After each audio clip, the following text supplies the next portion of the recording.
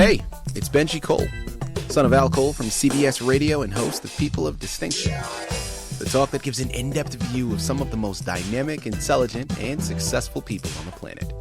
Run to our website, peopleofdistinction.org for more info, or you can always email me directly at benji@alcoleenterprises.com.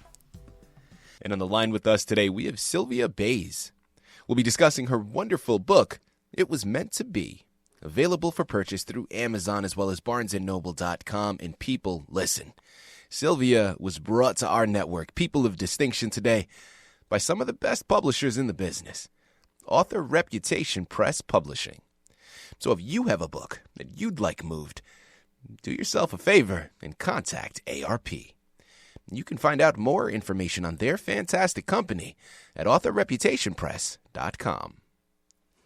And listen, it is an absolute pleasure. I mean, it's such a treat to have Sylvia here on the line.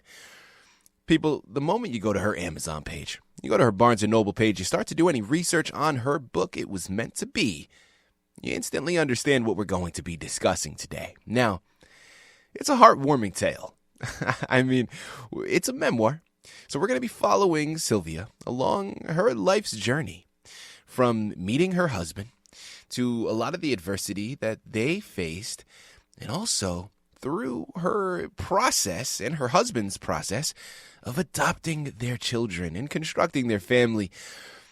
And through all of that, the one underlying message, the one main thing that Sylvia really wants to get across to all of her readers is that, guys, listen, when you're on your journey and you're hitting your potholes and you're going through all the trials and tribulations that life hands you, because we know life is full of them, when you're leaning on God, you're able to get through all of your obstacles with His help, with His assistance.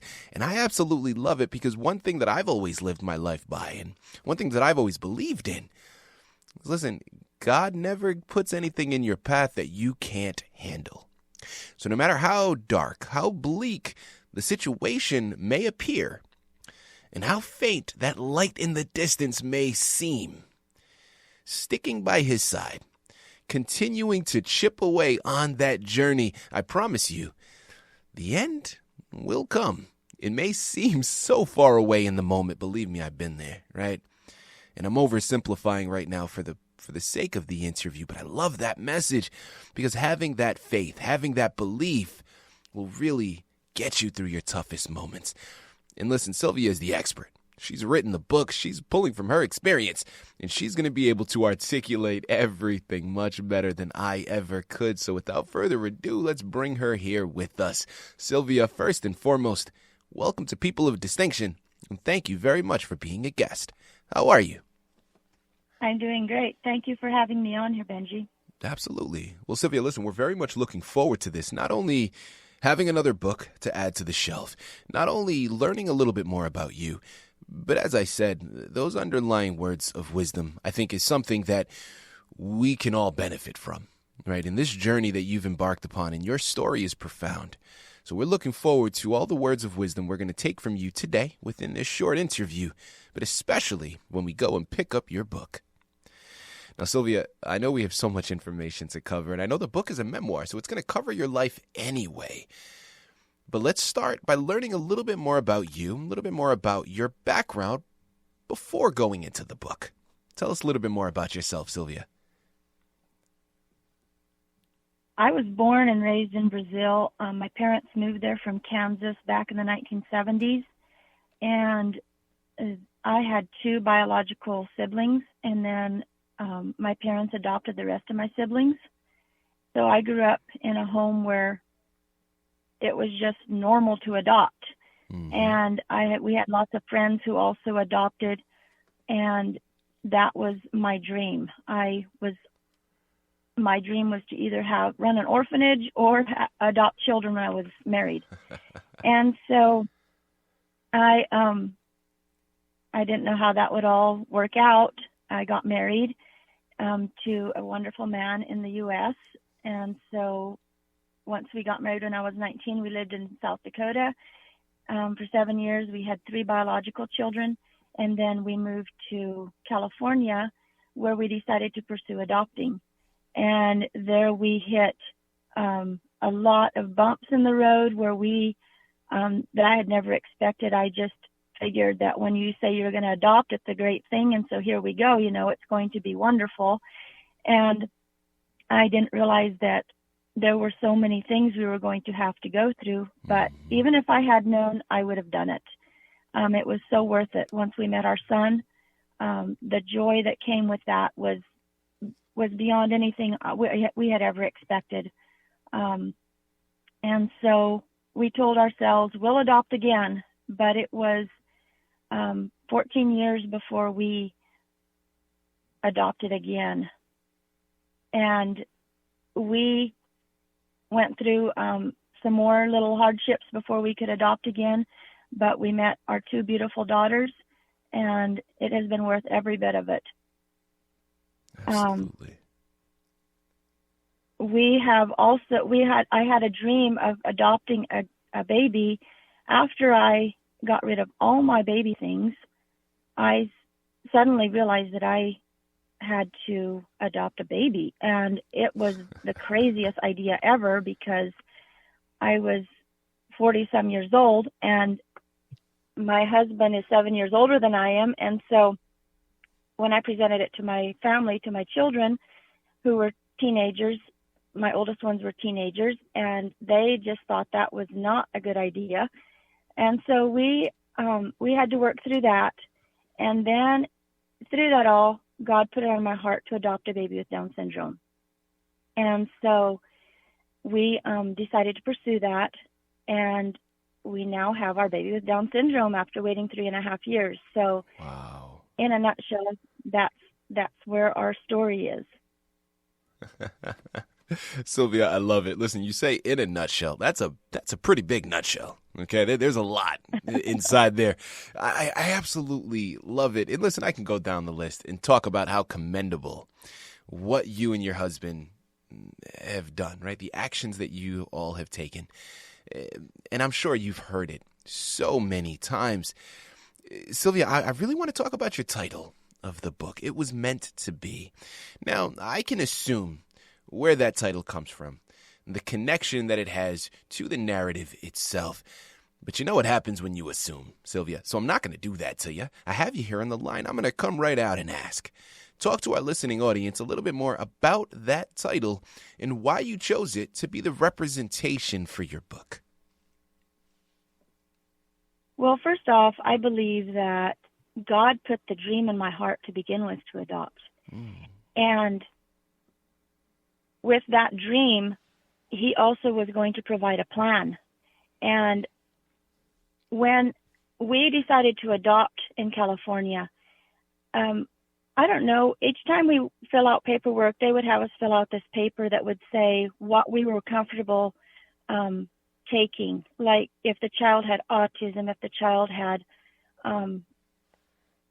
fetal alcohol syndrome. There's so many things, medical issues a child can have. And so we were supposed to say if we were uncomfortable taking a child with those problems or those issues. And every time we filled it out, we left more of them blank, as in we were ready to take that child.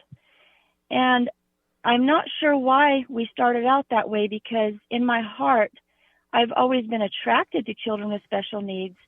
In fact, when I was growing up in Brazil, there were two young men, young boys who were special needs. And we would go to church, and after church, I always ended up talking to them. They were my favorite people to talk to at church. And I even got teased by my peers that that's the only kind of guy I'd ever find was a special needs one. Well, I just love talking to them. Their hearts are so pure. Mm-hmm. And so I'm not sure why we were so hesitant. I think it was more that I was afraid that I would not be able to handle or give them what they needed. Well, when we met our son, we were at a picnic. It was an adoption picnic where foster families who are ready to adopt meet children who are ready to be adopted. And when I met my son, Alex, and he was placed in my arms, I knew instantly he was my son. And he had spina bifida and hydrocephalus, and I didn't know anything about those things really.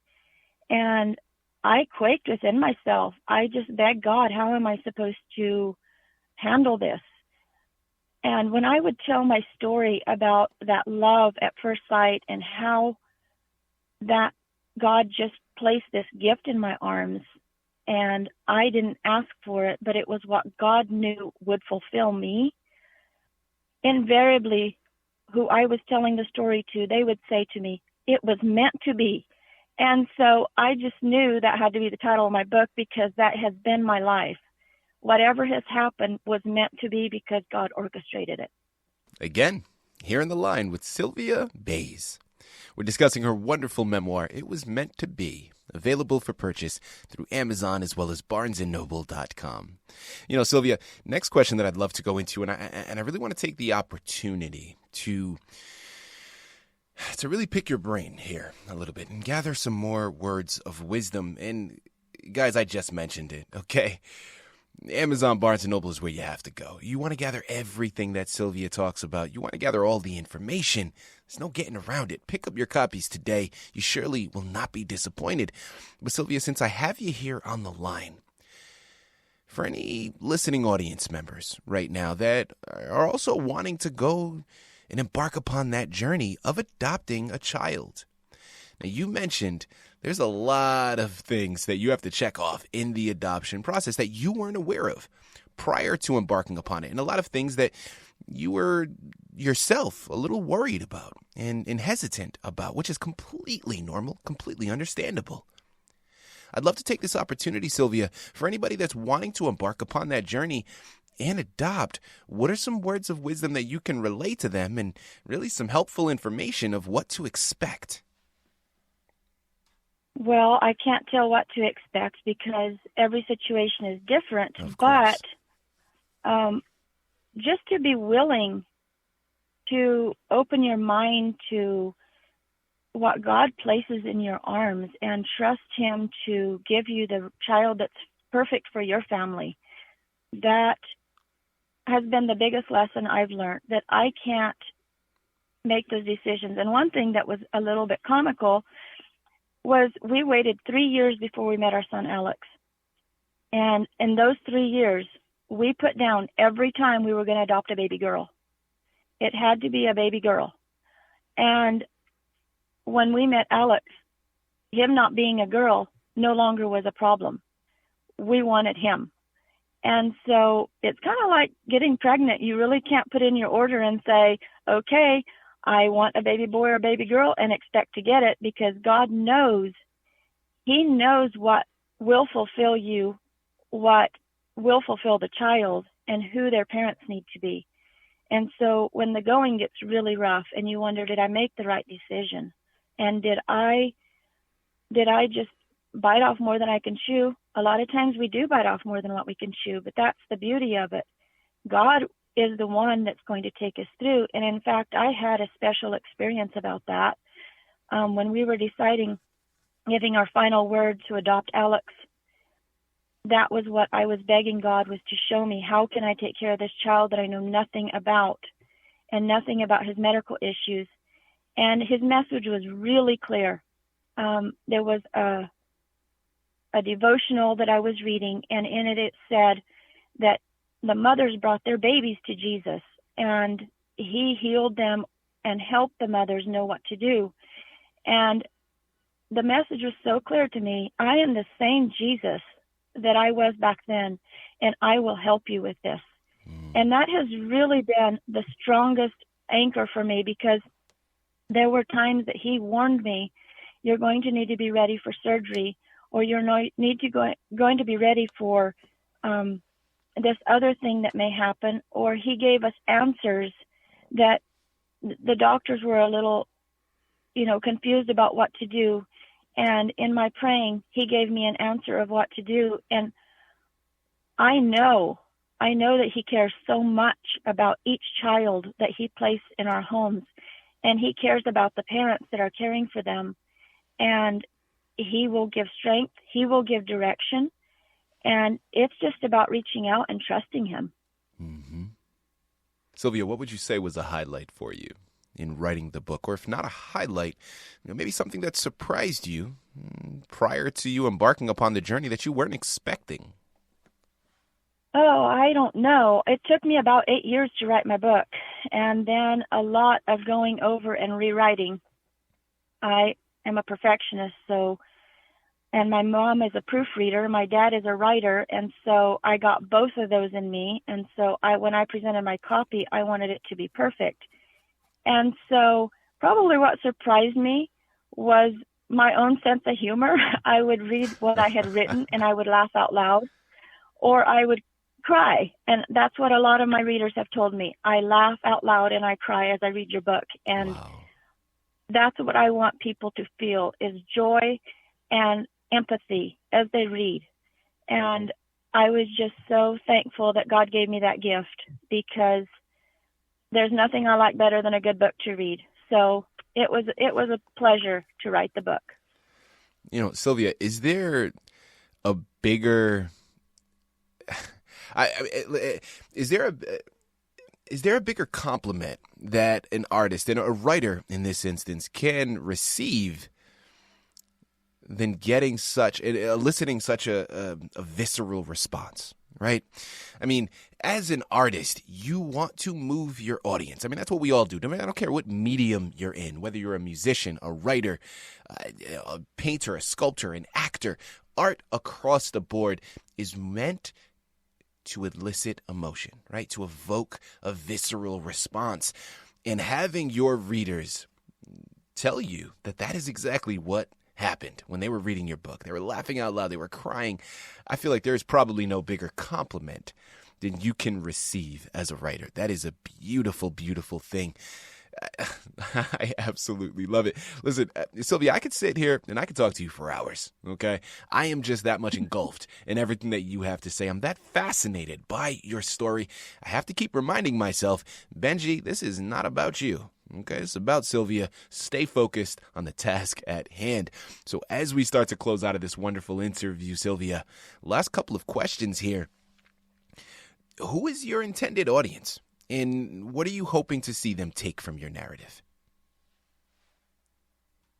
I think it's a pretty wide audience. I would love for other adoptive and foster families who are going through struggles to be able to read that and just gain courage. I would love for couples who are struggling with their marriage and with decisions they have to make together to gain strength by reading what we have written, that it's messy. Everywhere you go, every life there's mess in it. Mm-hmm. And that God comes through and helps us through those messy times.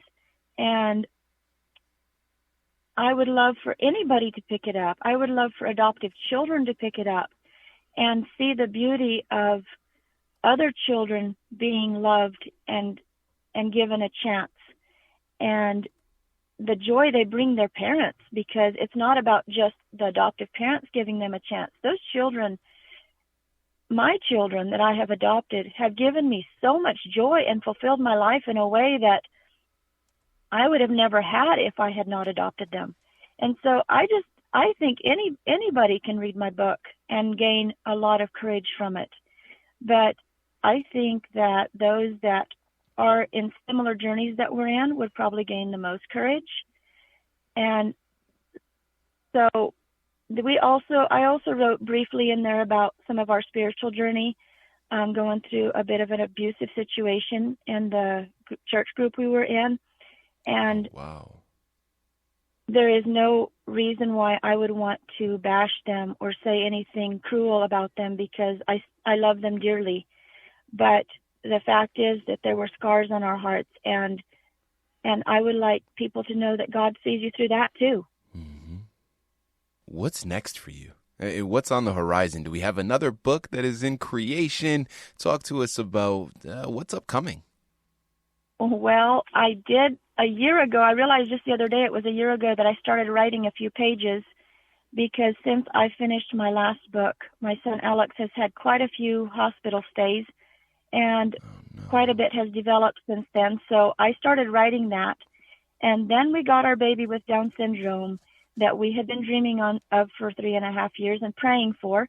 And I'll tell you, I have not had time to sit down and write, but it's coming yet.